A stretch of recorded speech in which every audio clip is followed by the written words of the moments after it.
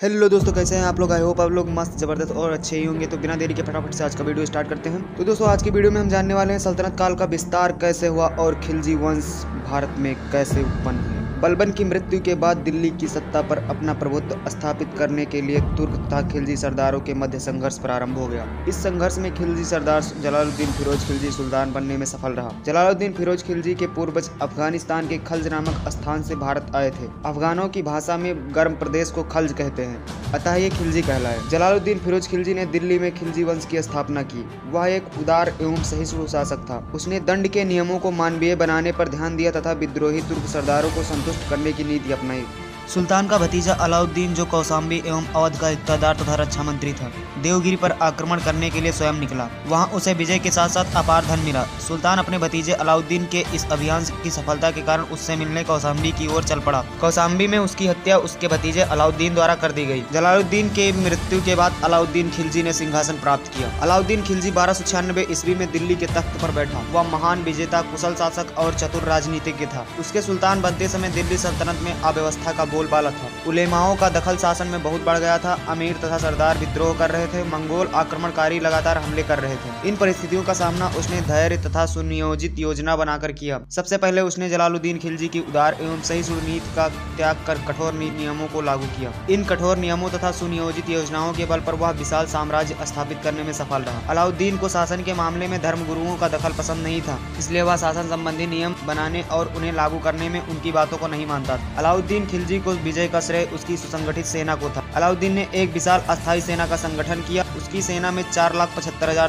सैनिकों की नियुक्ति उनकी घुड़सवारी, शस्त्र चलाने की योग्यताओं के आधार पर की जाती थी। सैनिकों के हुलिया का पूरा विवरण रखा जाता था। सैनिकों को नगद वेतन देने की प्रणाली अपनाई गई और घोड़ों पर दाग लगाने की व्यवस्था प्रारंभ की। अपने विस्तृत साम्राज्य की सुरक्षा के लिए उसने अनेक नए किलों का निर्माण करवाया तथा पुराने किलों की मरम्मत करवाई। इन किलों को रसद आपूर्ति की भी पूरी व्यवस्था की गई। सुल्तान बनने के बाद अलाउद्दीन ने अपने साम्राज्य का विस्तार करना चाहा। इस उद्देश्य को पूरा करने के लिए उसने गुजरात, रणथंभौर, चित्तौड़, उज्जैन, मांड, उद्धार तथा चंदेरी के राजपूत राजाओं को हराकर उनके राज्यों पर अधिकार कर लिया। अलाउद्दीन के सेनापति मलिक काफूर ने दक्षिण भारत के देवगिरी, तेलंगाना और होयसेल राज्यों पर विजय प्राप्त की और उन्हें सुल्तान के अधीनता स्वीकार करने के लिए विवश किया। इन शासकों को इस शर्त पर अपने राज्य में शासन करने दिया गया कि वे सुल्तान को कर देते रहेंगे और उसकी अधीनता स्वीकार करेंगे। अलाउद्दीन का मानना था कि दावतें तथा उत्सवों में मिलने से अमीरों तथा सरदारों में निकटता तथा आत्मीयता बढ़ती है, जिससे सुल्तान के प्रति षड्यंत्र एवं विद्रोह करने का अवसर मिलता है। अतः विद्रोहों को रोकने के लिए अलाउद्दीन खिलजी ने दरबार के अमीरों तथा सरदारों पर कठोर प्रतिबंध लगाए। उनके इलाकों पर राज्य द्वारा अधिकार कर लिया गया। अमीरों की दावतों, मदिरापान एवं गोष्ठियों पर भी नियंत्रण लागू किया गया। सुल्तान की पूर्व आज्ञा के बिना अमीर सामाजिक समारोहों का आयोजन नहीं कर सकते थे। गुप्तचर सदैव उन पर नजर भी रखते थे। इन प्रतिबंधों से सरदार और अमीर भयभीत रहते थे। सुल्तान के विरुद्ध किसी को सिर उठाने का साहस नहीं था। इस प्रकार उसका अमीरों पर पूर्ण नियंत्रण स्थापित हो गया था।